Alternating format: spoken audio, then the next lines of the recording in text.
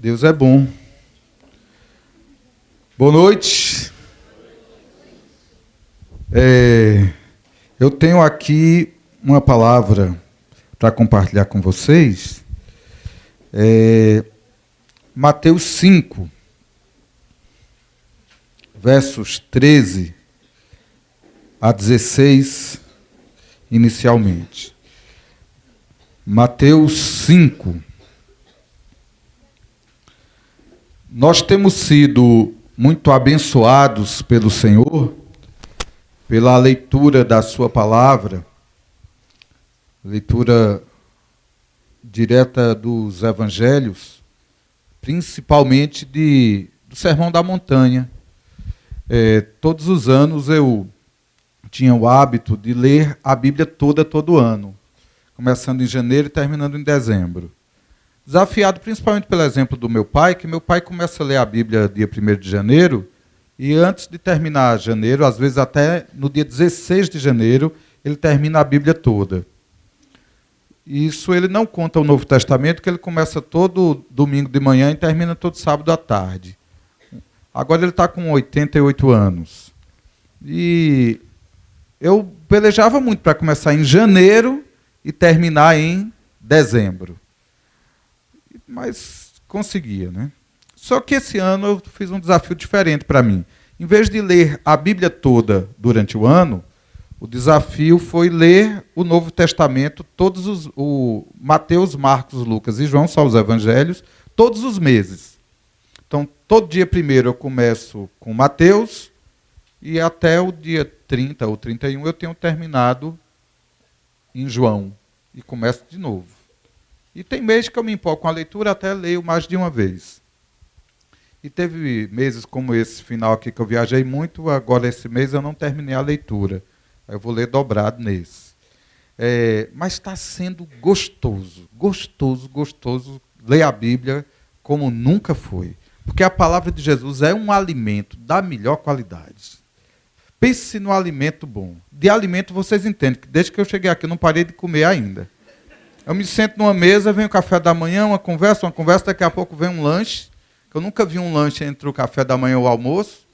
Aí daqui vai, quando a gente vai terminando, chega o almoço. Aí vai a conversinha, daqui a pouco um lanche. Aí vem para uma reunião, quando termina, uma social, comida de novo. Eu só fiz comer até agora e conversar, né? De comida vocês entendem bem aqui, o mineiro come bem. E o evangelho é a melhor comida que existe. Eu não estou desfazendo a importância de Gênesis a Malaquias, nem de Atos a Apocalipse, mas eu estou dizendo que os evangelhos têm uma porção muito especial. E o Sermão da Montanha, então, tem um concentrado assim, em 3 capítulos da Bíblia, tem quase tudo que a gente precisa para ser feliz. Tem quase tudo que a gente precisa para ter sentido na vida. E eu gostaria de ler uma passagem aqui do Sermão da Montanha para compartilhar com vocês, que tem me edificado muito. Verso 13, Mateus 5,13, diz: Vós sois o sal da terra. Ora, se o sal vier a ser insípido, como lhe restaurar o sabor? Para nada mais presta, senão para, lançado fora, ser pisado pelos homens. Então, vocês são o sal da terra. Diga isso para a pessoa que está do seu lado assim: você é o sal da terra. Do outro lado agora. Ei, tem gente que não disse nada. Não. Você é o sal da terra, diga. Aqui já é uma estratégia para vocês não dormir, tá? Que tem gente cochilando aí. Meus queridos, ser o sal da terra é uma responsabilidade muito grande. Porque o sal faz um monte de coisa. O que é que o sal faz? O sal salga. E ao salgar ele faz o quê? Dá sabor, conserva, causa sede. O sal dá sede. Leva a gente a buscar água. E o que mais o sal faz? O sal tempera. O que mais? todo remédio tem um sal. A gente pensa no sal desse sal de comida, né? Mas todo remédio tem um sal essencial, né? Os sais são os mais diversos. Sal é usado até para adubo. O sal é usado na comida do animal também. Só é colocado, misturado com aquela... Como é o nome daquela planta que a gente dá ao gado? Palma. Sabe, o sal tem propriedades incríveis. E sal, uma coisa curiosa sobre o sal, é que o sal não aparece. Ninguém vê o sal na comida enquanto está comendo. Mas quando ele não está presente, ele faz falta. Então, meus queridos, quando vocês chegarem num local, vocês não precisam ser aquelas pessoas que chegaram, né?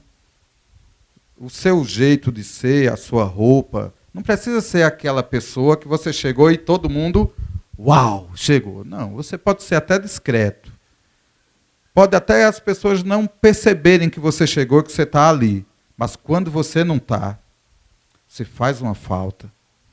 Tem gente que é exatamente o contrário. Chega numa apoteose, mas quando sai dá um alívio.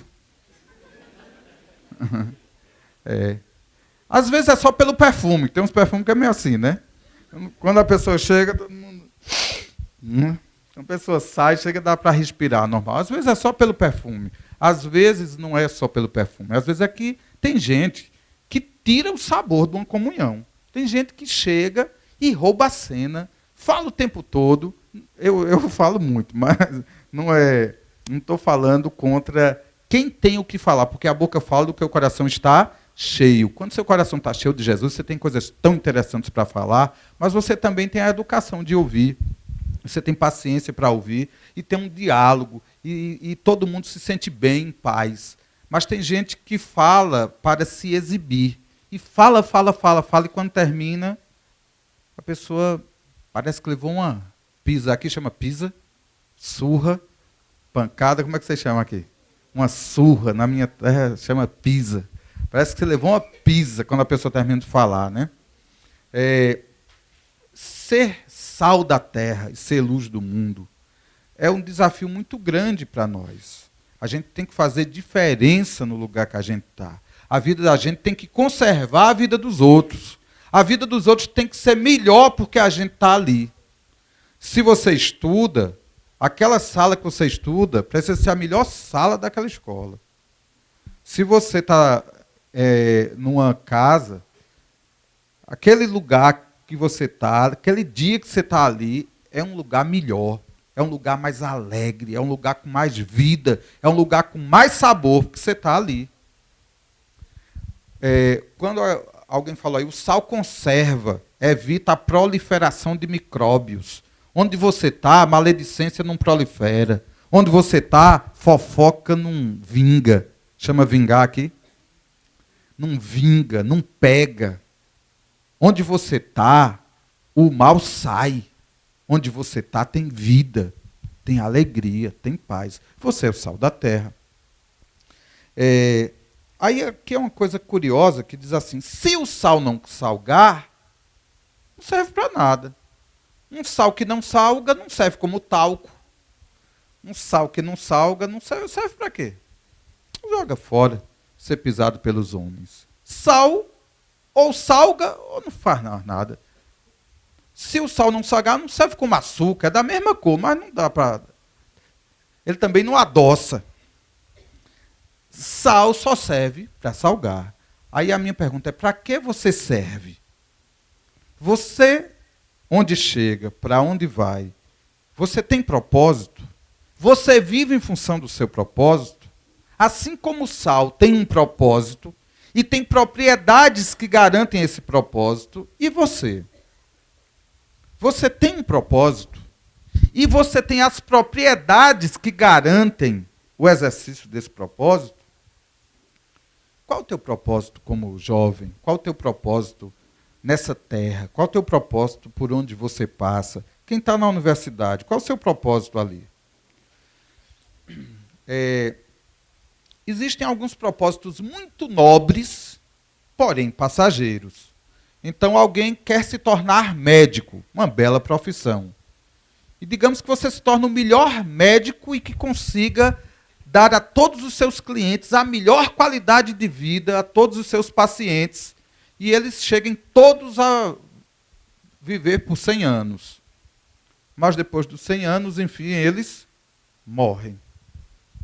Então a sua melhor obra como médico vai pegar alguém e no máximo você atingir a vida dessa pessoa até ela chegar nos 100 anos.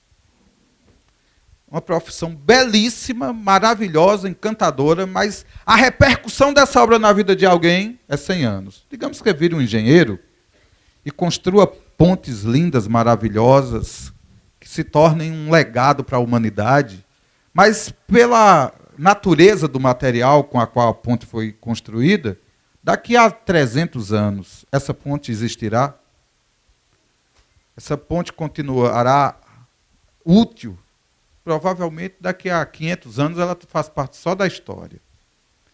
Não está mais ajudando a vida de ninguém. E assim, um arquiteto e assim um bombeiro que salvou uma vida do incêndio, amanhã ela morre de uma topada, de uma queda. O propósito de todas as profissões. O cara é advogado, livra um amigo da cadeia, mas ele continua escravo do pecado. O propósito de tudo dessa terra é muito passageiro. Mas vocês, como discípulos de Jesus, como servos de Deus, vocês têm um outro propósito que é eterno. E a atividade desse propósito muda uma vida para sempre. Então imagine que uma pediatra dá qualidade de vida a um bebezinho. E esse bebezinho vai se desenvolvendo, vai sendo livre de viroses pelos remedinhos que ela passa. Um monte de gente trabalhou por aquela criança. Aquele que desenhou as roupinhas, o que desenhou a fralda descartável, o que desenvolveu o soro, aquela engenhoca para tirar... Como é que chamam vocês aqui, aquele negocinho que escorre do nariz? Meleca. Lá em Porto Alegre eles chamam de ranho. Aquela corizazinha, né? Aí, quando eu era pequeno, minha mãe chupava, fazia... né? Para desentupir o menino. Aí hoje tem uma invenção, uma coisinha bem bonitinha, um balãozinho de borracha, cor de rosa, coloca assim aqui no narizinho, ó, e quando solta ele suga, né? Foi-se embora a melequinha, o menino pode respirar tranquilamente, né? Que coisa legal que inventaram, mas a criança será afetada por essa tecnologia por pouco tempo. Mas a influência que um discípulo de Jesus exerce sobre uma pessoa é eterna. Você vai encontrar uma criança, quer seja professora dessa criança, quer seja médica dessa criança, quer seja apenas alguém que está passando por ela, quer seja a própria mãe dessa criança ou o pai dessa criança. O efeito que o Evangelho de Jesus vai causar nessa pessoinha, em qualquer que seja a idade que você a encontre, é eterno. Quer o Evangelho chegue a ela aos 6 anos ou aos 80 anos, quando o Evangelho chegar, mudará a vida desta pessoa para sempre.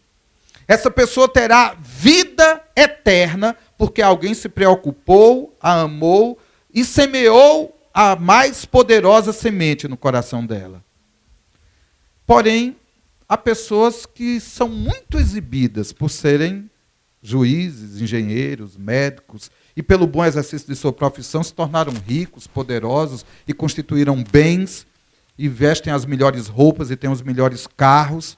E às vezes a sociedade, os filmes, as histórias e a própria exibição do mercado de consumo leva a gente a almejar e desejar muito mais os propósitos passageiros do que o propósito eterno. E aquilo que é passageiro toma um lugar gigantesco na nossa mente, e aquilo que é eterno vai perdendo o valor.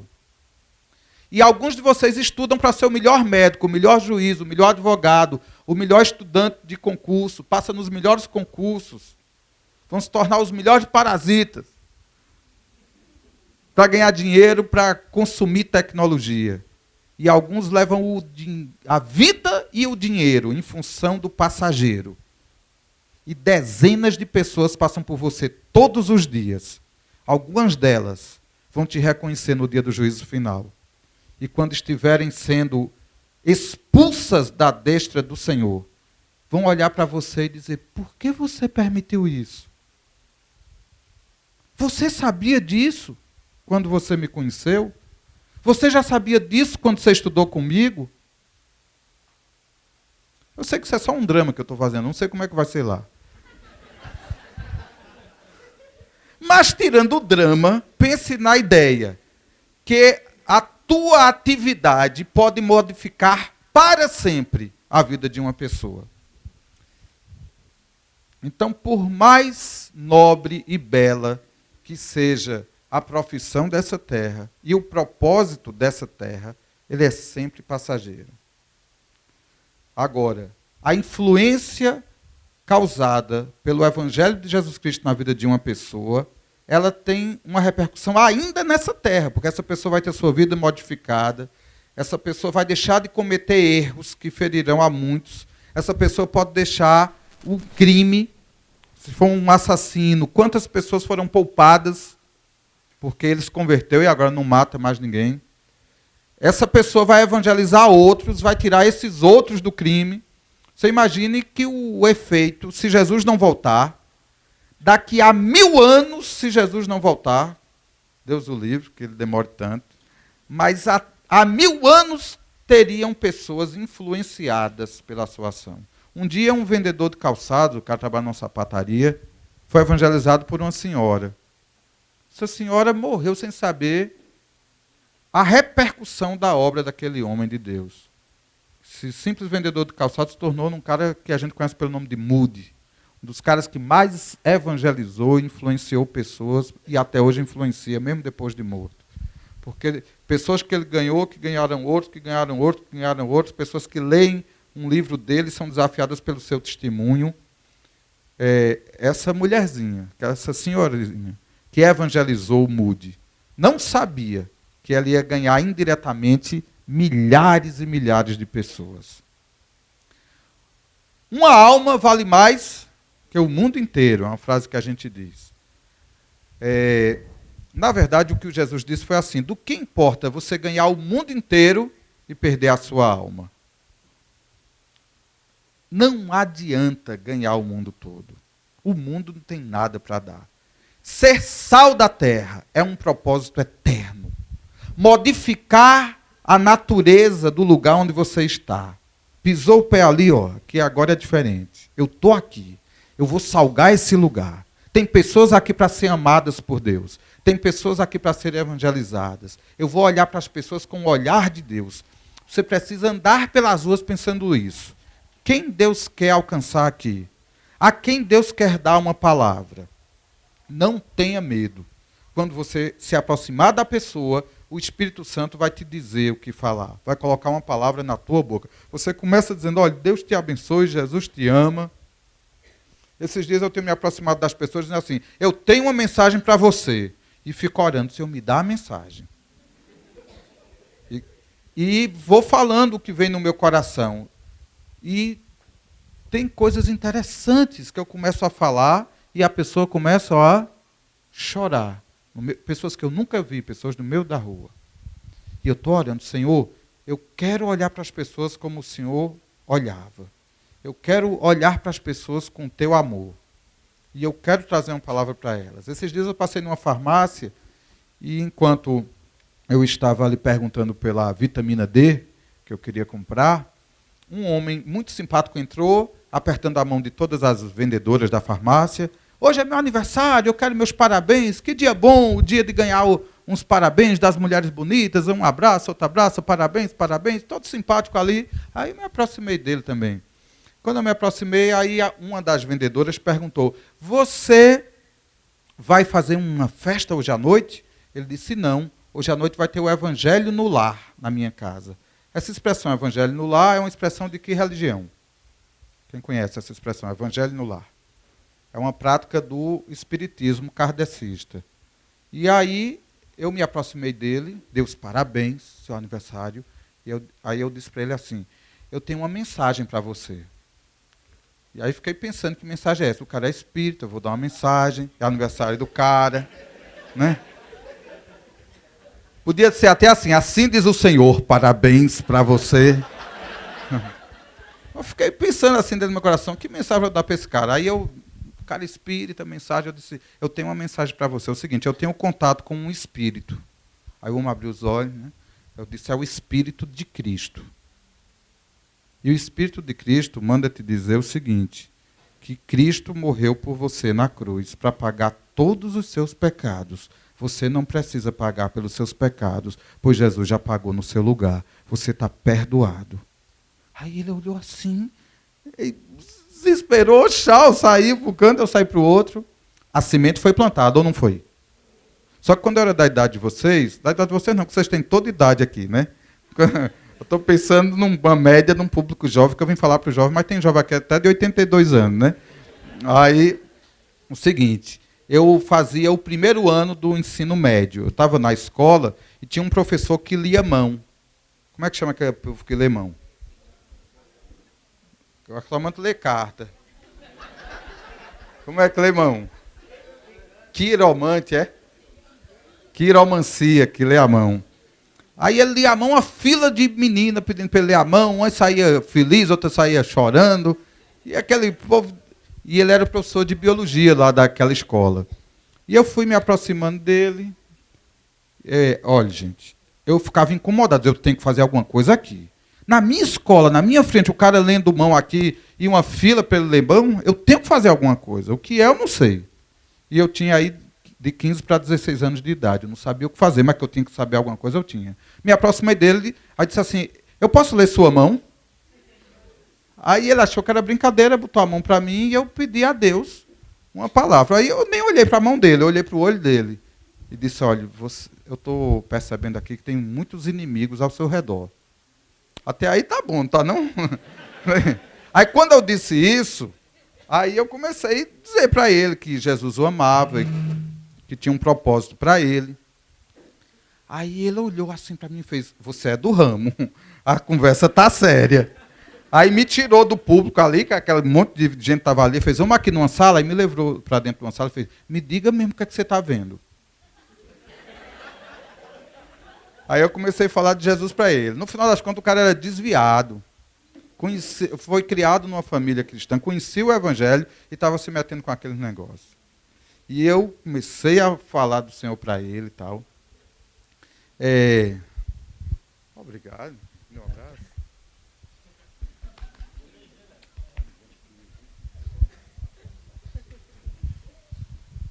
Oi. Tinha falhado. Aí sabe o que aconteceu? Falei de Jesus para ele. Ele parou com aquela palhaçada ali, pelo menos um bocado de gente ali parou de ser enganado, né? Na fila. A gente é sal. Onde a gente está, a gente precisa salgar. Você tem que chegar num canto e assumir para si a responsabilidade. Eu tenho que fazer alguma coisa. Eu posso não saber o que é, mas que tem que fazer, tem. Eu tenho tantos exemplos para contar, mas deixa eu contar um seguinte. Tem um tipo de sandália chamada Havaianas. Tem por aqui essas Havaianas? A única fábrica de Havaiana no mundo é na minha cidade. Isso não enobrece minha cidade, não. É que a mão de obra lá é barata. A gente ganha bem pouquinho para fazer essa sandália, né? E ainda compra caro lá, né? É mais barato uma sandália aqui do que lá. E um amigo meu lá da igreja, um discípulo de Jesus, trabalha nessa fábrica de sandálias havaianas. E ele foi contratado para trabalhar no setor de digitação de números de produção. E quando ele começou a trabalhar, o chefe dele era evangélico e tinha mais 2 colegas que não eram evangélicos. E ele era novo convertido, recém-convertido, quando chegou uma ordem para ele. A produção daquele mês tinha dado muito baixa e mandaram ele digitar valores mais altos, para que, no outro mês, os funcionários seriam desafiados a trabalhar um pouco mais, e aí seria digitado uma produção um pouco menor e ficava na média. E os grandes diretores daquela empresa não veriam que aquela semana foi uma semana ruim. Ficou na média. Aí o menino novo convertido, sem pedir conselho a ninguém, sem nunca ter sido ensinado a respeito, olhou para aquele povo e disse: eu sou discípulo de Jesus. E se eu digitar uma produção diferente, eu estou mentindo. E eu não minto não, porque Jesus é a verdade. Muito obrigado. Jesus é a verdade e eu não minto. Aí o chefe dele, que era evangélico, levou uma tapa na cara, né? Disse: mas rapaz, eu sou o chefe do cara, é evangélico faz não sei quanto tempo, sou eu que estou mandando dele mentir, esse cara se converteu faz uma semana. Aí disse: então assim eu não vou mentir mais não também. Aí os outros caras: a gente não vai também mais não. Até porque se cada um digitasse uma produção diferente, uma fiscalização iria chegar para saber. Eles tinham que fazer uma digitação, porque eles digitavam os mesmos dados para confronto. E sabe o que aconteceu? É que esse cara ainda era solteiro, ele casou esse ano, mas ele ainda era solteiro. E ele ganhou para Jesus os colegas de trabalho. Esse chefe dele pediu cobertura. Ele, quando ia para o refeitório, imagina um refeitório assim com centenas de pessoas, ele ficava orando, pedindo a Deus uma palavra para dar para um, procurando perto de quem ele ia sentar. E esse solteiro ganhou casais. E esses casais trouxeram outros casais. Eu não sei a conta atual, mas a última vez que eu contei, tinha perto de 40 pessoas na igreja que vieram por causa da influência desse jovem, que não se vê apenas como alguém que trabalha na fábrica de Havaianas, que é sal da terra e luz do mundo, que faz diferença onde ele está. O trabalho desse garoto é muito mais importante do que o trabalho de qualquer juiz, do que qualquer médico, do que qualquer dentista, do que qualquer advogado. Agora, é lógico que um médico discípulo, que vai levar seus pacientes a Jesus, vai ter a mesma importância dele. O que é que eu estou querendo dizer para vocês? Que não sonhem apenas com o sucesso nessa terra. Não sonhem com a aparência dessa terra. Isso não vale de nada. Sonhem com o céu. A gente está numa terra falida. A gente está numa terra condenada. A gente está susceptível a toda ordem de enganos. A gente é alvo de engano. O cinema, que é para a gente lazer e diversão, não pense que uma noite no cinema é apenas diversão, não. Você está sendo o alvo do suprassumo da malignidade. Um diretor inspirado por Satanás, um autor inspirado por Satanás, atores até endemoniados fizeram aquele filme, alguns com pacto com Satanás. Tem mensagens subliminares e mensagens diretas naqueles filmes que você não tem noção. E você não vai estar ali, como diz aquele louvor, o acaso vai te proteger quando você andar distraído. Não tem isso não, viu? Não tem isso não. O acaso vai te pegar. É como diz um louvor que tem lá na minha terra, que diz assim: é o bicho, vou te devorar. Tem um louvor lá que diz assim, né? Vocês tenham cuidado, porque vocês não são neutros. Vocês têm muito... Agora eu vou fazer igual eu disse, cara. Você tem muitos inimigos andando ao derredor de vocês. E eles estão derrotados em nome de Jesus, para quem anda em Jesus. Para quem dá lugar ao diabo, ele usa o lugar que ele tiver. Se você der um lugarzinho desse tamanho para ele, ele bota o pezinho dele. Ou patinha, não sei o que aquele bicho tem, ou asinha. Alguma coisa ele bota. Até o rabinho ele bota. É dele o lugar, ele pega. A Bíblia diz: não dê lugar ao diabo.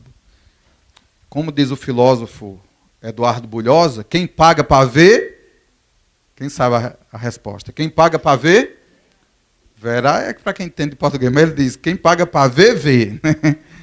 É a filosofia do meu amigo Bulhosa. Quem paga para ver, vê. Não aposte, não dê lugar ao diabo. Conta-se que numa missa, uma vez, uma mulher foi fazer uma participação com uma roupa chamada Tomara que Caia. Aqui usa essa roupa, Tomara que Caia, só assim, e nesse dia caiu. Aí o padre fez: que olhar cega. Aí tinha um novato lá e disse assim: eu vou arriscar um olho. É lógico que isso é uma piada que se conta lá na minha terra, mas tem gente que faz essa mesma coisa, diz: eu vou arriscar um olho, né? Tem gente que vai se fazendo de doido, Né? Se colar, colou. Cuidado. Se o sal não salgar, para nada mais presta. Você não está nesse mundo para ser contaminado pelo mundo. Você não está nesse mundo para assumir as propriedades desse mundo. Você está nesse mundo para ser sal e luz. Então, a Bíblia diz que a gente deve se fazer de sábio para ganhar os sábios e até se fazer de tolo para ganhar o tolo. Mas ele não diz que a gente deve se fazer de trevas para ganhar as trevas. Então, tem gente que é o discípulo agente secreto, né? 007, é. A pessoa chega ali, meu amigo, não tem no mundo quem desconfie que ele é de Jesus. Né? Aí um dia, dois se encontram ali no negócio, aí diz, rapaz, eu sou discípulo de Jesus. Eu digo, tu é? Eu sou também. Aí o outro olha, rapaz, não tem quem não diga. É sério. É sério. Há umas histórias que são engraçadas, essa é verdadeira, quando eu era jovem. Tinha uma mulher antigamente chamada Gretchen. Aí ela fez um filme. Aí esse filme ia passar na minha cidade e um amigo meu, estava meio desviado, mas ainda tocava na igreja. E ele estava doido para ver o filme. Aí quando ele se aproximou, a fila grande, ele disse, vou ter que entrar na fila. Aí entrou. Quando chegou na fila, tinha um irmão na frente dele da igreja. Aí ele disse, irmão, você aqui? Aí ele disse, eu estou vendo aqui a quantidade de gente que vai assistir uma besteira dessa, né? Aí o outro fez, eu também. Aí um deu uma volta pelo quarteirão, o outro deu outra, entraram. Quando entrou, um sentou do lado do outro, né? Agente secreto, né? Depois ele contou isso e tal. Ele mesmo que me contou essa história, né? Meus queridos, eu estou fazendo aqui algumas brincadeiras, até para vocês não dormir, mas a coisa é muito séria. Sal salga, luz brilha, luz resplandece nas trevas. Quando você chegar num lugar, esse lugar tem que ser melhor porque você está ali. Vou contar outra história. Eu tenho um amigo que é bombeiro, discípulo de Jesus, solteiro, lá na minha terra. Bombeiro. Não é propaganda aqui, não estou fazendo. Esse meu amigo, discípulo de Jesus, ele tinha um colega que ia noivar. E aliás, que estava noivo, que ia casar. E esse amigo dele do trabalho começou a procurar alguém para trabalhar no lugar dele, para pagar os plantões dele, para ele poder ter uns dias de lua de mel. E ninguém queria trabalhar naqueles dias. Eram dias assim, perto de um feriado, dias assim, que todo mundo quer a folga. Ninguém quer trabalhar naqueles dias. E era exatamente o dia que o cara ia casar, e apesar dele ter uma folga oficial, mas tinha um complemento assim que ele queria ampliar um pouco aquela lua de mel. Aí o meu amigo discípulo assumiu todo o trabalho dele, para ele tirar aquela lua de mel. Detalhe, esse meu amigo evangelizava muito ele, e ele não queria saber nada de Jesus. E ele, inclusive, falava mal do meu amigo. Disse, rapaz, esse crente bobo, esse cara fala demais, fica aqui perto, falando de Jesus, não sei o que, eu não aguento mais esse cara, fica no meu pé. E quando foi nesse dia, exatamente o cara que ele achava chato é que o serviu. E teve um detalhe, um desses dias que ele estava trabalhando para o amigo ia arrumar seu apartamento, o apartamento que ele ia morar, ia fazer mudança, tudo. Aí, meu amigo, o nome dele é Dário, ele fez o seguinte, ele arranjou uma pessoa para trabalhar no lugar dele e pagou ao cara, e ele foi pessoalmente ajudar o amigo a fazer a mudança e a arrumar. Quando esse amigo voltou de lua de mel, o nome do amigo é Elias. Quando voltou de lua de mel, ele voltou junto com a esposa completamente impactados pelo amor do amigo. E a primeira ação deles, quando voltaram para casa, foi convidar o amigo para jantar com eles. Fizeram uma lasanha e convidaram o amigo para aquele jantar. E, a partir daí, todas as semanas, ele começou a ir para lá. Jantava lá, dormia lá. E o casal começou a vir para as reuniões. E começaram a andar juntos. E depois, eles marcaram o final de semana numa casa que esse amigo tinha na praia e levaram o Dário junto. E para todo canto que o Dário andava com esse casal de amigos completamente impactados com um amigo amoroso que conseguiram, ao contrário de todos os amigos que eles tinham na bebida, na rua, no mundo. Não tardou para que os dois se batizassem. Essa história não tem 2 anos, ou tem pouco mais de 2 anos, porque a memória agora não me é confiável. Mas talvez não chegue a 3. É uma história bem recente que eu estou contando. E nessa cidadezinha, a 30 quilômetros da minha cidade, já tem um grupo caseiro com 30 pessoas, liderado pelo Dário e pelo Amaral. E histórias maravilhosas aconteceram ali nessa cidade. Um lugar gostoso de se viver, um lugar maravilhoso de se estar. Em apenas 2 anos e meio, mais ou menos, eles conseguiram montar um pedacinho do céu. Uma cidadezinha de 6 mil habitantes, a maior parte na zona rural. Então é uma cidade que vive em torno da BR, só com lanchonetezinhas para quem passa pelo caminho.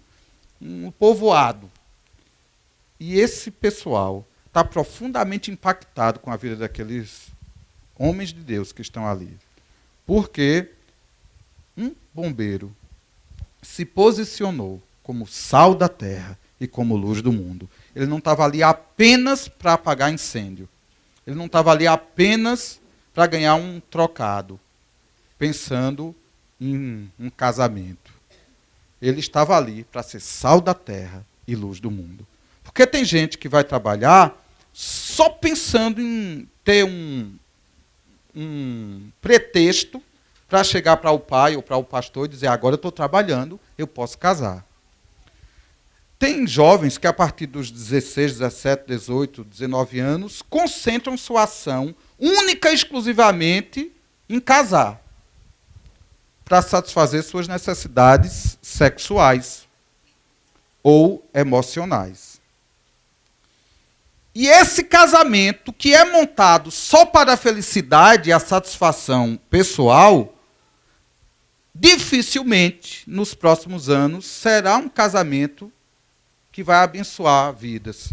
Dificilmente essa casa será uma casa aberta para a hospitalidade e para a frutificação. Se a gente continua lendo o Sermão da Montanha, a gente vai encontrar textos do tipo: buscar em primeiro lugar o reino de Deus e a sua justiça. As demais coisas vos serão acrescentadas. Jovens, coloquem o olhar de vocês no eterno.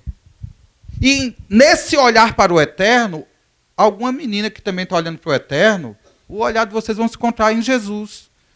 Um dia um olha para o outro, vai se encantar, vai dar certo. Mas Jesus é o foco, Jesus é o alvo, Jesus é o tema. E as demais coisas serão acrescentadas, e talvez nem vá demorar tanto. Mas a pessoa que fica ansiosa, os versículos anteriores ao buscar em primeiro lugar o reino de Deus e sua justiça, falam, não estejais ansiosos por coisa alguma. A ansiedade, às vezes, adia mais. Você está com tanta sede, às vezes o cara está tão interessado numa menina que ele se aproxima dela de uma cara tão de predador que afasta a menina, né? A ansiedade, às vezes, atrapalha. A ansiedade não ajuda. Então, meus queridos, eu já vi na minha cidade meninos e meninas que, por se precipitarem, um relacionamento que estava ali dando certo. E por precipitação deu tudo errado. Um pouquinho de paciência, eles tinham alcançado a vitória deles. Né? Esse negócio de vitória parece um negócio universal, né? Sua vitória está garantida. Meus queridos, pensem uma coisa comigo.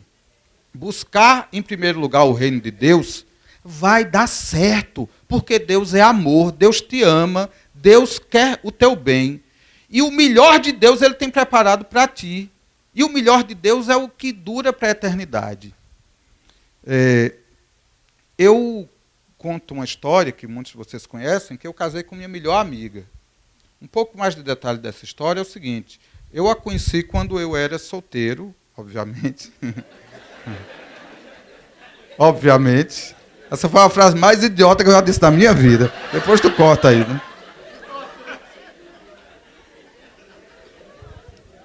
Essa é a saudade dela. Sem ela eu sou incompleto. E sabe o que aconteceu? É assim que a gente se livra de um mico. Sabe o que aconteceu? Eu trabalhava numa congregação, lá tinha uma igreja bem grande na minha cidade, chamada Igreja Congregacional. E eu tinha mais de 1000 membros ali, e eu ficava incomodado, porque tinha gente que entrava e saía e ninguém se dava conta. Então, eu, em vez de ficar ali assistindo o culto, cantar eu não sabia. Eu era desafinado, feito uma goteira dentro de um pinico. Né? Eu nunca passei num teste de voz do coral, né? O regente mandava eu fazer o dó, ré, mi, fá. Aí eu fazia dó, ré, mi, fá. Só mudava a sílaba, né? A nota era a mesma. Dó, ré, mi, fá, sol. Então, gente, era engraçado. Então eu fiquei pensando assim, eu não presto para cantar. Pregar, ninguém deixava eu pregar. Né? Tinha lá um monte de líder, de pastor e tudo.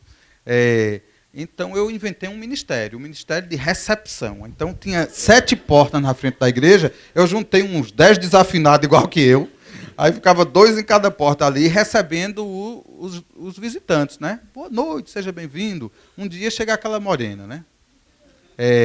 E eu desejei boas-vindas para ela. Rapaz, eu estava tão interessado no reino de Deus em Jesus que eu estou sendo muito honesto aqui. Eu nem estava pensando nessas coisas, pelo menos naquela época. Aí, quando foi, na sequência, um amigo delas, que era meu amigo, me apresentou mais pessoalmente essas 2 meninas, e a gente, durante o culto, o pastor mandou ler a Bíblia, ela não tinha Bíblia, eu peguei minha Bíblia e emprestei para ela, e a gente fez uma amizade. Poucos meses depois, eu saí dessa igreja congregacional e entrei numa comunidade, me chamaram para ajudar a fazer discípulos lá, porque eu já tinha lido um livro sobre fazer discípulos e eu só vivia falando nisso. E uma comunidade me chamou para ajudá-los a fazer discípulos, eu fui. E essa menina estava com muita fome e sede de Deus, e a pessoa que ela identificou como referência de um dia ter dado atenção a ela, no meio daquelas 1000 pessoas dentro daquela igreja, fui eu. Então ela e o namorado dela, ela tinha um namorado, me procuraram para ouvir mais de Jesus, e começaram a ir para a comunidade. E os 2 foram batizados. Logo em seguida, a gente entendeu um negócio chamado Evangelho do Reino. Propósito eterno de Deus, padrão de Deus para o relacionamento entre solteiros. Então, eu fui ensinar para eles 2 como era o padrão de Deus para o relacionamento, e a gente chegou à conclusão que eles 2 precisavam terminar aquele namoro, porque não se enquadrava no padrão de Deus. E o que aconteceu? Eles 2... seguiram uma vida em paralelo, mas a gente tinha certeza que eles 2 iam casar depois. Eles estavam só qualificando melhor a vida e depois eles iam noivar e casar. Eles só acabaram aquele namoro no padrão do mundo. Mas a gente tinha certeza, então eu já contava que aquela menina ia casar com aquele menino e eu era discipulador deles, que na época não tinha nenhuma menina para discipular as outras, então eu e meu companheiro tínhamos que discipular as meninas, as mulheres casadas, todo mundo, a gente tinha que cuidar, né? Ensinar uma pessoa a disciplinar os filhos, sem a gente nunca ter visto nada disso. A gente ia em Salvador, perguntava como era, gravava uma fita, chegava lá e ensinava, né? Aquela primeira geração de discípulos foi um cobaia, um monte de cobaia, né? E a minha atual esposa, na época, ex-namorada do menino, eles 2 ficavam olhando um para o outro assim, ó, na reunião a gente botava um de um lado e outro do outro. Eles ficavam olhando assim, podia nem chegar junto, né? Chegou um pouquinho mais perto, aparecia alguém no meio, né? Padrão de Deus para o relacionamento de solteiro, tá? Esse povo não podia nem ser feliz. Até que, quando aquela paixonite acabou, pela distância e pela falta de contato físico, e eles se perceberam, quando eles começaram a olhar um para o outro, sem a paixão, porque o tempo se encarregou de diminuir aquele fulgor da paixão, eles perceberam que eram pessoas completamente diferentes umas das outras. Que o casamento deles teria sido um erro terrível, porque eles eram completamente incompatíveis um com o outro. Tanto que esse amigo casou com outra irmã lá de João Pessoa. E, como eu era líder, discipulador, pastor daquela menina, e tinha certeza que ela ia casar com outro cara, eu nunca tinha pensado nela como minha esposa. Na verdade, eu sempre imaginava que um dia eu ia encontrar uma menina em algum canto, em algum retiro, em algum local, que ia ser um encontro um desses encontros casuais, que talvez a gente se esbarre, daria um tchan, um tchum, alguma coisa, que eu saberia que era ela. Eu ficava esperando aquela certeza visceral de que aquela seria a minha esposa. Mas essa certeza... Gosta de mim, né? Oi. aquela certeza não chegava, né? Mas cada dia que passava, eu era mais amigo da Ana Cláudia. Porque a igreja só tinha 10 pessoas, foi chegando a 12, 13, 15, e toda reunião a gente estava junto. A reunião dos jovens, a gente era jovem. Reunião da liderança, a gente era a liderança. Reunião de evangelização na praça, a gente estava junto. Reunião geral era na praça também, que a gente não tinha local para reunir. Grupo caseiro, não tinha casa, era na praça. A gente se encontrava todo dia, né? E a amizade da gente, todos aqueles jovens ali eram muito amigos. Muito amigos. E quando foi um dia, eu ouvi uma frase do Sérgio Avilés, Sérgio dizendo que casou com a melhor amiga dele em 1992. Casei com minha melhor amiga, ele disse. Aí eu achei aquilo tão interessante que eu nunca pensei em casar com melhor amiga. Para mim, melhor amiga para mim era homem. Uma melhor amiga e um melhor amigo, para mim era a mesma coisa. Amigo já está dizendo, é igual a porta de geladeira, era uma coisa assim que eu não contava. Eu sempre esperava que eu ia encontrar uma coisa assim, bah, como diz o gaúcho, ou, nossa senhora, como diz o mineiro, né? Você lembrou da história de José, né? Essa frase surgiu quando José viu Maria pela primeira vez. Ele fez, nossa senhora. De lá para cá, essa frase chegou aqui em Minas Gerais, né? Eu esperava por aquele nó, né? E casei com minha melhor amiga. Eu vi a frase, aquilo ficou no meu juízo. Casei com minha melhor amiga, e rapaz, esse negócio é uma frase bonita, eu gostei dessa frase. Aí eu me apropriei da frase. Aí eu era professor já, com 22 anos de idade, eu era professor, aí eu estava dando aula. O professor, quando não sabe o que dá aula, que é professor novato, a gente prepara uma aula para 1 hora. Com 10 minutos acaba o assunto que a gente decorou, né? Aí ficar lendo no livro é chato, né? Aí é a melhor hora da aula que você vai enrolar, né? Vai contar a história, né? Eu chegava para os meus alunos e dizia, gente, você sabe que eu vou casar com minha melhor amiga? Aí eu dizia, não sei o quê, não sei o que. Eu digo, e vou dar o primeiro beijo dela no dia do casamento. Aí era aquela confusão, E eu tinha alunos quase da minha idade, porque era uma escola pública, e eu tinha 22 anos, já era professor, e tinha aluno ali de 22, de 23. Eu tinha amigo de infância, de uma irmã minha, foi minha aluna nessa escola. Eu continuei divulgando isso para todo canto. Comecei a pregar o padrão de Deus para o relacionamento entre os solteiros, para os jovens. Fazia uma reunião de jovens lá da igreja, só tinha 3 ou 4, né? E eu pregava aquilo, né? Quem já ouviu uma pregação minha que eu fiz em 99 sobre generosidade, finanças, sustentabilidade? Não teve essa pregação? Vocês não imaginam. Tinha umas 20 pessoas ali. O som era um som desses de casa, com eco. Você parece ter uma multidão vindo, né? E eu com um microfone desse de som de casa, né? Pregando ali, tinha mais um eco, Marcos. Aí, quem ouve pensa que tem uma multidão vindo naquela pregação. Eram uns 20 irmãos que tinham ali ouvindo, né? Generosidade, finanças, né? Então era muito legal aquele tempo. E minha amiga ali, a gente era cada vez mais amigo. E quando eu dizia que eu ia casar com minha melhor amiga, aí eu ficava olhando para minhas amigas, né? Essa aqui dá certo, essa aqui não dá. Eu tinha uma meia dúzia de amigas, né? Olhava para um, olhava para outro, observava. Aí a coisa foi pegando, até que eu casei realmente com minha melhor amiga, que foi Ana Cláudia, né? Só que a amizade da gente não começou com o propósito do casamento. A amizade da gente começou com um propósito eterno.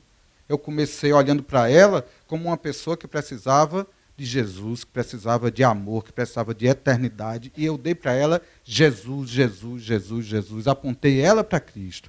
Tirei ela das trevas. Eu não, Jesus, né? Mas usou a minha pessoa. Então, terminou que Jesus foi tão bom que eu ganhei alma para Jesus e ele deu o corpo para mim, né? Está cumprido o versículo. Busque em primeiro lugar o reino de Deus e a sua justiça, e as coisas boas vos serão acrescentadas, né? Aliás, eu troquei, né? As outras coisas, né? A boa foi por minha conta e experiência. Agora, minha gente, uma coisa que eu queria dizer para vocês é que o foco é Cristo e a eternidade. E as coisas passageiras encontram sentido nele. Porque eu vou dizer uma coisa para vocês. A pior coisa sobre a paixão é que a paixão é a maior força biológica, fisiológica que nós temos. A paixão é a coisa mais forte enquanto experiência que o nosso corpo pode experimentar, mais que qualquer droga, mais até do que o sexo. O sexo é uma coisa muito rápida. O sexo vai e vem numa velocidade incrível. A paixão não, é uma coisa longa. A paixão fisiologicamente, ela pode durar 18 meses sem estímulo. Com estímulo, pode muito mais. A paixão é uma conspiração do corpo e da alma contra o espírito. A paixão é uma ação que desencadeia todos os hormônios do bem-estar. Ela capta, ela convoca todos os hormônios para trabalhar para si. Ela cobra para si, ela puxa para si, ela elenca para si todas as lembranças e emoções da infância. Ela coloca tudo de bom emocionalmente, tudo de bom da memória, tudo de bom dos hormônios, amarrados, ancorados numa pessoa. Todas as boas experiências que eu já tive na vida ficam reféns de uma pessoa aqui. Ó. Você vai para Acuípe e se apaixona por uma pessoa lá em Acuípe. O que é essa paixão? Você nunca tinha visto aquela pessoa, conheceu lá a primeira vez, passou uma semana ali, a pessoa é bonita, a pessoa é interessante, tem uma conversa legal, tem uma coisa, muita coisa boa, é discípulo, foi criado discípulo, o pai é pastor, a pessoa é joia, eu não estou falando mal da pessoa, a pessoa é maravilhosa. Só que quando você se apaixona por aquela pessoa, quando você volta de Acuípe, que chega aqui em Valadares, você volta vazio, você volta com saudade, coração ficou lá. Porque todas as coisas boas emocionalmente ficaram naquela pessoa, no corpo daquela pessoa. Pela qual que deve ser um baiano, né?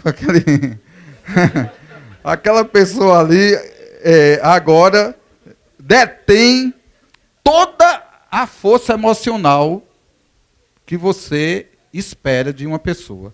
Aí você tem uma saudade da pessoa como se você conhecesse ela de pequeno.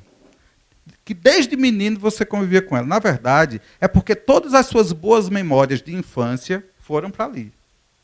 Toda a tua expectativa de coisas boas ficaram ali. Uma das coisas piores numa paixão é quando você está perto da pessoa. Que às vezes é no outro retiro, às vezes é uma visita, às vezes é só no outro Acuípe. E aquela pessoa que você morre de saudade, que você não conta as horas para ver, quando você chega, que você olha, alguma coisa está estranha. Essa pessoa que você está vendo, que você está conversando, que você está sentindo até o cheiro, mesmo de longe dá para sentir, não é a mesma pessoa de quem você tinha tanta saudade. Aí você desconfia que há algum problema em você. Será que sou eu? Aí a menina vai logo no banheiro, ajeita o cabelo, retoca o batom, tem alguma coisa em mim, né? A menina desconfia que tem alguma coisa errada, ou que ele está gostando de outra pessoa, que não sei o quê. Mas não é nenhum problema nem com você, nem com nada. É porque aquela paixão é uma coisa que só existe na sua cabeça. A paixão é o maior engano que existe. A paixão é um ideal que você projeta sobre o outro. Ninguém se apaixona por uma pessoa de verdade. Só se apaixona por uma pessoa que você idealiza. Agora, tirar da paixão, pode ser que essa pessoa seja maravilhosa, melhor até do que o que você está imaginando. Mas não é o que você está imaginando. Não é a mesma pessoa. E, às vezes, essa pessoa por quem você se apaixonou é exatamente o contrário do que você pensa e espera. Problema. Quando acaba a paixão, enquanto você ainda é solteiro, deu errado, deu águia, como diz o povo da minha terra, ou deu bode, como diz o povo mais antigo, deu errado. Aí você um dia encontra de novo a pessoa sem a paixão agora. Pode ser no outro Acuípe, ou no outro retiro. Agora não tem mais paixão. Aí você encontra a pessoa. Quando você encontra a pessoa, você chega assim, sem paixão nenhuma, aí você diz assim, como é que eu sofri tanto por aquilo? Como é que eu me rebelei com minha mãe? Fiquei com raiva do meu pai. Como é que eu quase saí da igreja por causa de uma desgraça daquela? A pessoa, só que no mundo o povo beija o apaixonado, né? Aí a frase ainda é assim, como é que eu beijei aquilo? Sabe, gente, o problema é quando casa, e depois de um tempo de casado, a paixão acaba. E um dia você acorda do lado daquela criatura e tem um susto, né? Tem um susto, você nunca imaginou que ia ver aquela criatura daquele jeito. Aliás, casar já não é fácil, porque antes de casar, você só vê a menina de chapinha, de escovinha, toda ajeitadinha, perfumadinha, né? E quando casa, um dia você vai ver aquela criatura ao natural, né? O cabelo assim, né? Ela faz bom dia. Aí você tem que bom dia, um bom dia com bafo de onça, meu amigo. Fecharam-se as portas da esperança, né? Uma menina criada na igreja, às vezes ela só tem irmã, nunca viu uma cueca na vida, né? Aí, na lua de mel, ainda vê umas cuequinhas dentro de uma mala, que a mãe do cara que fez a mala, bem bonitinha. É a última vez na vida que ela vai ver umas cuequinhas arrumadinhas, né? No 7º dia de lua de mel, tem cueca que parece que passou um motocross assim no meio. Ela nunca viu um objeto daquele, né? Senhor Jesus, o que foi que aconteceu com esse príncipe encantado que eu casei? O que foi que essa criatura virou, né? É. Tem uns caras que usam uma meia uns 7 dias seguidos. Você não sabe. Um dia aquela meia vai cair no seu colo. A paixão não permite que a gente veja nem conte com essas possibilidades. Na paixão tudo é perfeito, tudo é mágico, tudo é mítico, tudo é maravilhoso, tudo é encantador. Mas um dia a paixão acaba. Então a ideia da observação é uma ideia maravilhosa, gente. Observar é exatamente o contrário de se apaixonar. Porque no mundo não se observa, no mundo é test drive, né? A pessoa vai ficando, né? E a fila anda, fica com um, fica com outro, né? E a fila anda, e a fila anda, e a fila anda. Até que um dia algum dá certo. E esse dá certo do mundo sempre dá errado. E nós não. Nós temos o privilégio de ter Deus a nosso favor, a gente ora. A gente tem o privilégio de conhecer a família da pessoa, de conhecer os amigos dela.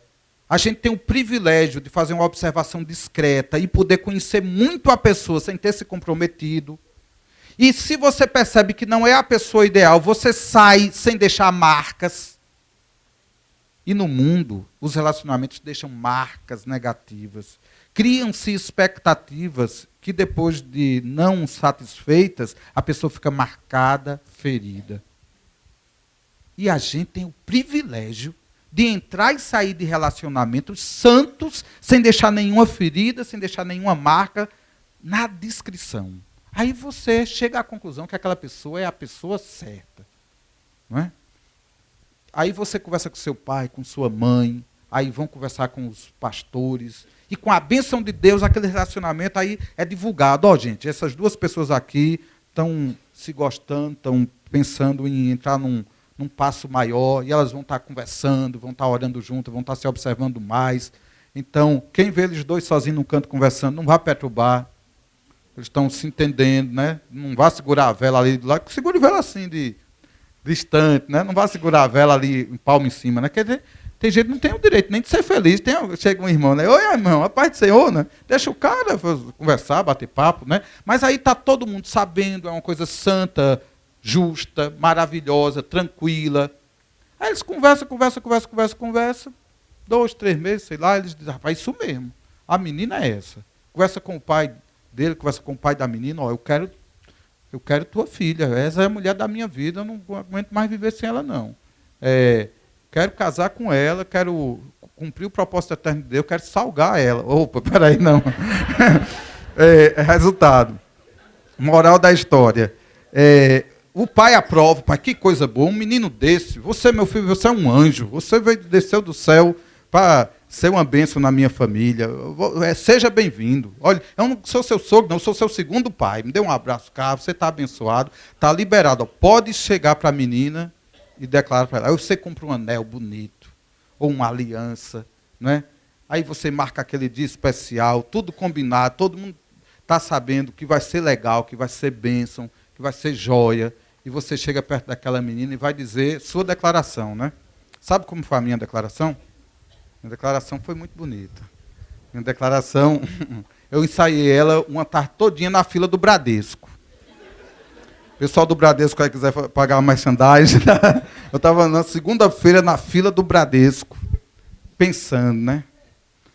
Como é que eu vou dizer àquela menina, para que eu escolhi ela para ser minha mulher? Já fazia 9 meses que tinha sido declarado numa reunião que a gente estava se observando. Demorou 9 meses para a gente chegar aos finalmente, né? Conversamos, batendo papo e tal. Só que o pessoal lá da igreja não dava mole, não, velho. Todo mundo estava ali perto, né? Foi jóia. Aí, quando chegou naquele dia 12 de junho de 1995, aí eu tive uma ideia de uma coisa que eu ia dizer para ela, né? Eu cheguei na casa dela e disse para ela assim: Ana Cláudia, hoje eu chamo ela de Mo, né? Mas na época eu não tinha tanta intimidade para chamar ela de Mo, né? Ana Cláudia, você tem me encantado nesses anos todos, a gente tem sido amigo, faz 5 anos que a gente é amigo, e cada dia que passou a nossa amizade cresceu, e ultimamente, esses últimos 9 meses de relacionamento, assim que a gente estava se observando, eu cheguei a 2 conclusões. A primeira é que você é uma pessoa forte, e a segunda é que você é uma pessoa frágil. Você é forte o suficiente para me ajudar nas minhas fraquezas, que você bem conheceu esses dias. Mas você é frágil o suficiente para precisar da ajuda de um homem forte que estará ao teu lado. E eu quero, no inverno, te proteger, no verão sair para pescar, no estio me derreter, para na chuva cantar e andar junto. E eu quero tê-la como minha eterna amiga, como minha mulher, como minha amante, como minha vida. Você quer casar comigo? Foi bonito. Eu queria ter dito isso. Mas no dia não foi fácil, como está sendo agora, né? Era isso que eu queria ter dito. Só que eu levei junto quem? Meu companheiro, que é minha noiva, então, observada, morava sozinha. Eu não podia ir só para a casa dela, né? Eu estava dando beliscão em azulejo, meu amigo. Eu não podia ir só na casa dela. Então eu fui com meu companheiro. Então meu companheiro bateu na porta, ela abriu, aí ele primeiro olhou a roupa que ela estava. Olha, sei, vai vestir uma roupa melhorzinha que você vai receber uma visita importante. Aí ela se arrumou e eu cheguei. E ele ficou do lado. Quando eu comecei a falar isso que eu falei para vocês aqui, quem se emocionou primeiro? Ele. Eu digo, peraí, bicho, não é para tu não. Ele devia ter ficado pelo menos no outro ambiente, né, velho? O cara. Ele se emocionou, foi. Ele é muito emotivo, meu companheiro. Até hoje ele se emociona fácil. Mês passado a gente foi pro casamento de Nicole, filha de Sérgio. Na hora dos votos lá, ele teve a mesma emoção. Gente, sabe qual foi a resposta de Ana Cláudia? Quando eu fiz a minha declaração tão sofrida, diga-se a bem da verdade, porque tinha gente demais ali para quebrar o clima. Quando eu terminei, ela disse assim, Samuel, Samuel. Eu pensei que ela ia profetizar. Samuel, Samuel. Digo, fala, Senhor.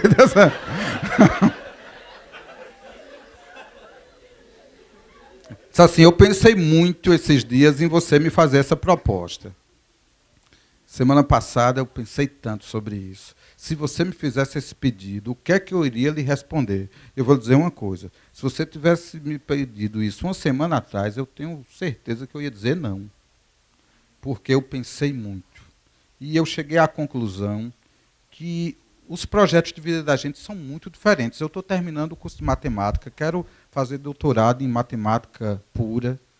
Não tem aqui na minha cidade, tenho muitos sonhos nessa área. E eu sei que o seu sonho, você quer ser pastor, você quer ser um obreiro. E eu pensei muito sobre você, olhei muito para você, pensei muito em tudo, nos prós e nos contras, mas eu também cheguei a uma conclusão. Aí meu coração já estava saindo pela boca, né? Então, ou eu dancei, ou eu sou da geração que dança, né?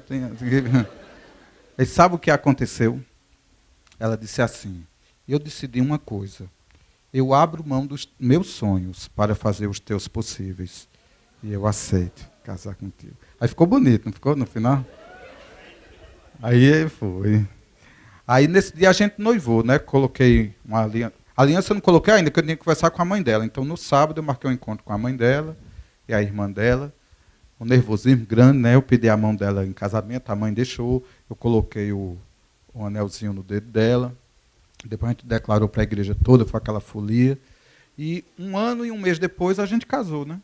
A gente compareceu diante do altar de Deus para fazer nossos votos de amor.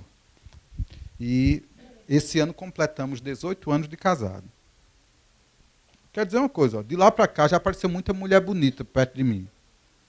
Apareceu mulher inteligente, mulher... Toda qualidade apareceu mulher, mas minha melhor amiga continua sendo ela. Eu casei com minha melhor amiga, isso não vai mudar nunca. Paixão, eu já me apaixonei por ela, já me desapaixonei, já me apaixonei de novo. Porque paixão, assim, ela vai e vem, certo? Ela vai e vem. Paixão é química, e o amor é aquilo que dura quando a química acaba.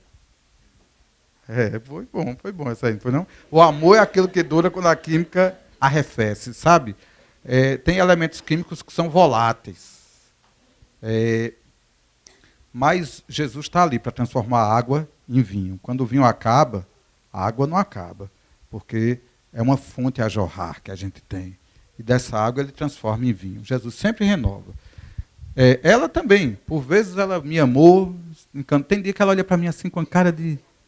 que ela fica assim, ó. Às vezes eu estou pregando e ela está assim, ela fica olhando assim para mim, ó. Parece que a gente está se vendo pela primeira vez. E tem dia que ela está assim. Tem tempo difícil. Quando ela estava grávida, enjoou. Mulher grávida não enjoa, né? Enjoa, tem mulher que enjoa de várias coisas. Ela enjoou de mim. Do meu cheiro, tempo difícil, né? É como diz um louvor aqui na minha terra, faz um tempão que eu não... Foi difícil aquele tempo ali, né? Aí, gente... Mas a gente tem um propósito. O casamento da gente foi com um propósito. E qualquer situação, quer seja emocional, quer seja problema mesmo, aí o casamento passa por problema. Às vezes falta dinheiro. Eita, como é difícil o casamento sem dinheiro, viu? Às vezes acaba dinheiro, às vezes acaba esperança numa determinada área, numa determinada coisa. Tem uma causa que a gente está ali para resolver e o tempo passa e não resolve. Tem doença. Quando ela estava grávida de 8 meses da minha primeira filha, ela descobriu que ela tinha um tumor entre os 2 pulmões, num lugar chamado mediastino. E esse tumor ficou famoso porque, um pouco antes, a dupla sertaneja Leandro e Leonardo perdeu um dos seus membros. Qual foi o que se foi? Leandro, que eu nunca sei quem é quem. Para mim, todos os dois eram Leandro e Leonardo, né? Foi embora um, Leandro, né? Aí, o tumor dele era no mesmo lugar do tumor da minha mulher, né? Só que ela tinha feito um raio-x antes de engravidar e não tinha de pegar. Um dia, ela grávida, passou em frente o laboratório lá, como é o nome daquele negócio? Faz exame, laboratório, né? E pegou o exame, um tumor assim, tamanho de uma laranja, Bahia. Uma laranja grande assim, ó. 7 centímetros de diâmetro. Não pode nem fazer outro raio-x, porque a criança seria afetada por fatores mutagênicos. Então, imagine o que é esperar terminar uma gravidez sabendo que tem um tumor ali. E esse tumor podia matar a criança, podia matar ela, podia fazer... Se estava com 7 centímetros antes de engravidar, e há quanto tempo aquilo estava ali, que tamanho estaria? Oração, ora, né? Quando a criança nasce, aí a gente faz outro raio-x. Aí está do mesmo tamanho, já é um alívio, né? Ainda que a gente queria que não tivesse mais lá, tanta oração que foi feita pelo Brasil todo, mas estava lá, com os mesmos 7 centímetros. Aí você imagina o que é, com minha filhinha com 8 meses de nascida, a gente teve que desmamar ela, e ela fez uma cirurgia que passou um tempão na UTI, mais um tempão lá. Cirurgia difícil, corta aqui, daqui da frente, ó, entre uma costela e outra, até chegar aqui atrás na coluna. Afasta, tira um pulmão, afasta o coração, tira aquele... Cirurgia longa. É difícil passar por isso. Né? E eu ali cuidando da bebezinha, ó. Troquei tanta fralda, meu amigo. Nunca pensei que eu ia brincar tanto de boneca, né? Nasceu 3 filhas. Eu sempre pensei que eu ia jogar bola com meus filhos, não sei o que, nasceu 3 meninos. Eu já brinquei tanto de Barbie na minha vida. Fazer penteado, fazer negócio. Então, a vida nos dá experiências maravilhosas e algumas difíceis, né? E algumas difíceis. Aí uma filha vai virando adolescente, a outra vai entrando. Aí a gente vai sabendo o que é bom na vida, né? Cada experiência boa, cada desafio. O amor verdadeiro é uma fonte que jamais acaba. O amor jamais acaba. A paixão acaba sempre. E aparece gente para roubar a sua paixão. e aparece gente para ser alvo de uma nova paixão. E a gente vive num mundo que divulga o adultério. E nós precisamos de casamentos para durar e para cumprir o propósito eterno de Deus. Então, eu estou falando de jovens santos com propósito e de casamentos santos com propósito. Então, é desproposital, assim como o sal que não salga, um menino e uma menina, 16, 17, 18 anos de idade, que só pensa em casar. Um menino dessa idade que só pensa em casar, talvez nem casar ele case bem. Menino de 16, 17, 18 anos de idade, 20, 21, 22, deve satisfazer o que a Bíblia diz sobre ele, que é assim, ó, o casado tem que agradar a mulher. Então, eu estou aqui, mas minha mulher está sozinha lá com 3 meninas. O certo mesmo era eu estar lá agradando ela. Eu estou aqui como exceção.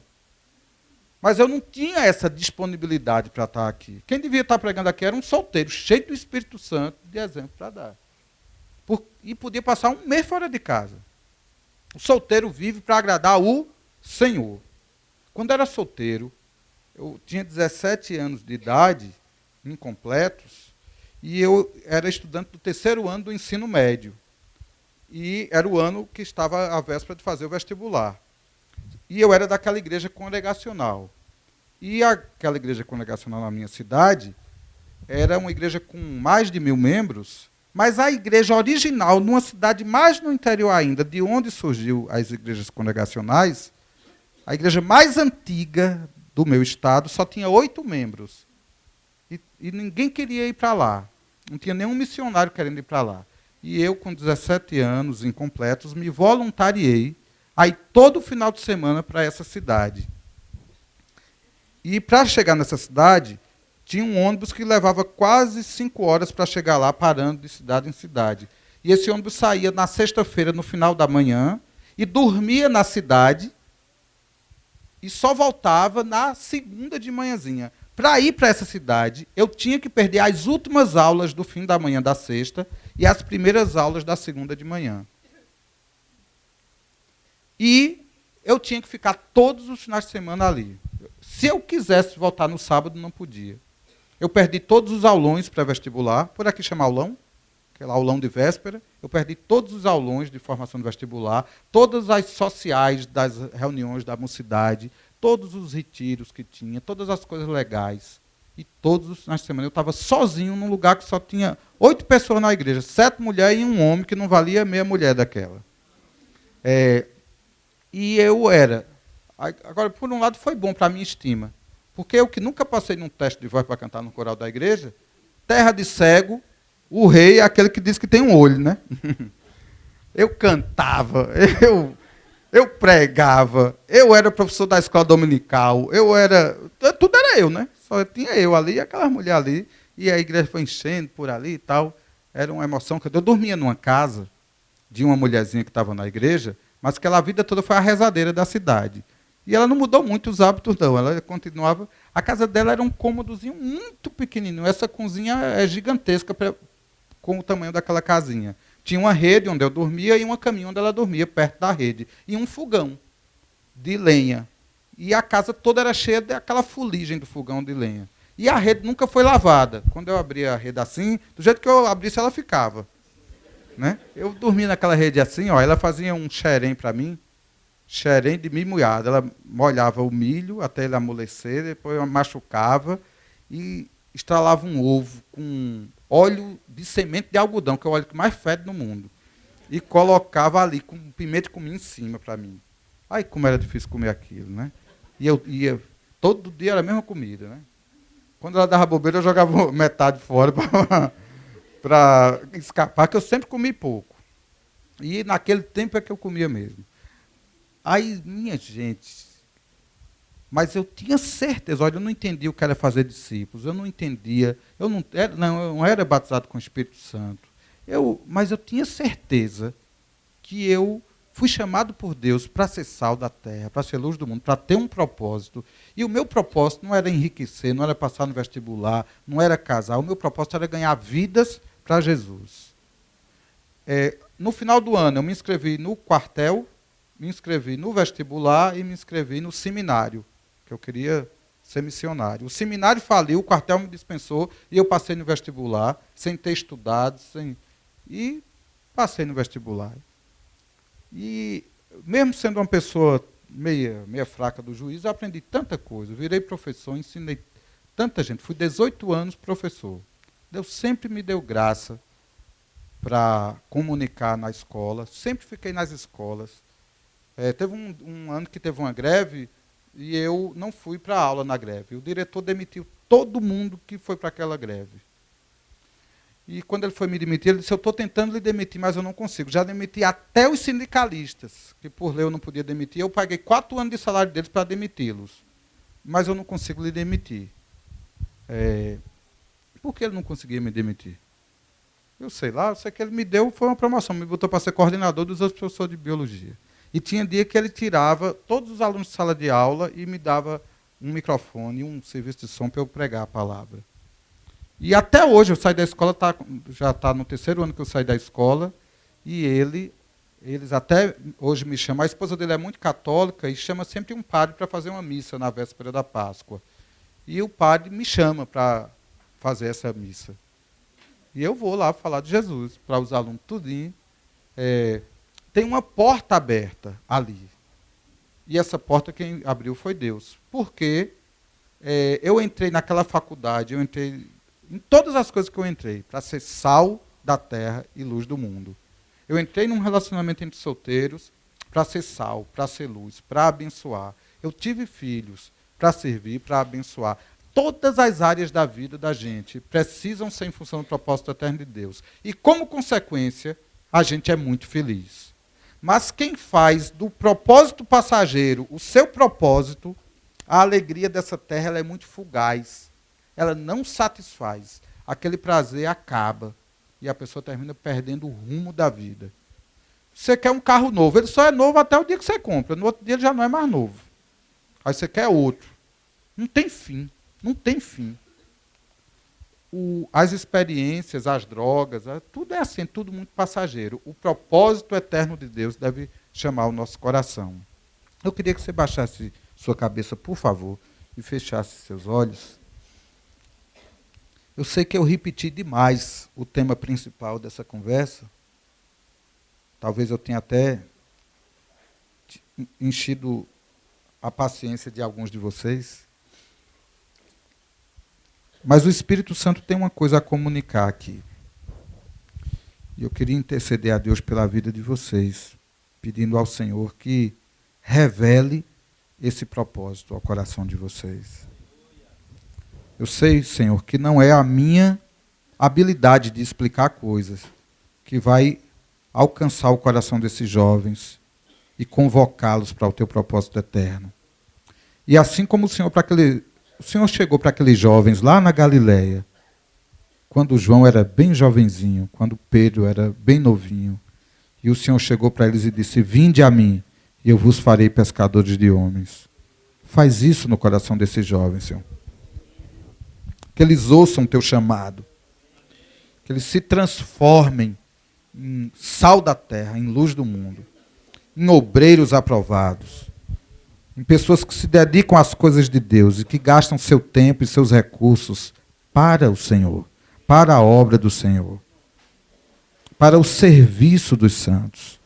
Que os jovens sejam as pessoas mais frutíferas e trabalhadoras da igreja. Que os jovens não se cansem de servir. Que os jovens possam ficar com os filhos dos casais para que eles possam ser discipulados, para que eles possam evangelizar. Que os jovens os mais velhos, possam cuidar dos mais novos, ensinar, servir, animar. Que os jovens ganhem seus amigos, seus vizinhos. Que os que estão na faculdade ganhem seus amigos da faculdade. Que os que já estão trabalhando, que ganhem seus amigos do trabalho. Que sejam sal na universidade, no trabalho, na repartição, que sejam luz por onde passem, que ao passar pela rua, que eles sejam bênção, que eles sejam porta aberta, que esses jovens dessa região se unam, sejam amigos, amigos para Cristo, que as amizades sirvam para que habite ricamente neles a palavra de Cristo, que eles não se incentivem à malícia, à maledicência, à fofoca, que eles não se dispersem um ao outro, mas que eles apontem para Cristo. Produz entre esses jovens amizades que apontam para Cristo. Que Cristo seja o centro da vida deles. Que essa tua palavra, semeada aqui, cumpra o seu desígnio, o seu propósito de despertar esses jovens. Eu quero te pedir perdão se de algum modo eu contei demais histórias de mim mesmo. Eu não estou querendo aqui me exibir, mas de algum modo dizer que eu passei pelas mesmas dificuldades deles, pelas mesmas tentações e fases, e que a palavra do Senhor fique guardada no coração deles, e não minhas experiências e minhas histórias. Que a tua palavra produza o fruto de vida, que a tua palavra os desafie, os anime, que o teu Espírito Santo se derrame no coração deles. E que ainda essa noite a comunhão, o partir do pão, a brincadeira, que tudo glorifique o teu nome. Que nos aproxime mais de ti para a tua glória. Em nome de Jesus, Senhor. Amém.